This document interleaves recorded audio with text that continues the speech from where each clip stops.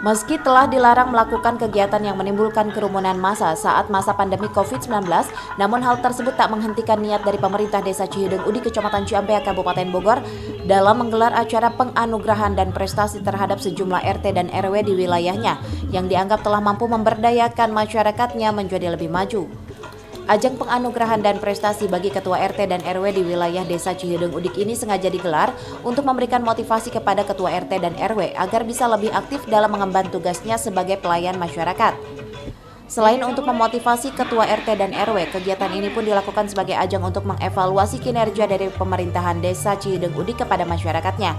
Satu, kita ingin merukunkan semua warga dari ujung batas desa sampai ke batas desa, dan tentunya ini adalah sarana kita nanti buat evaluasi kinerja aparatur pemerintahan dari tingkat RT sampai ke perangkat desa.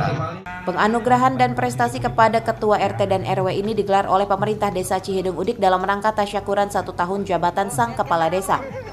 Dari Ciampea, Kabupaten Bogor, Mande Jajar melaporkan.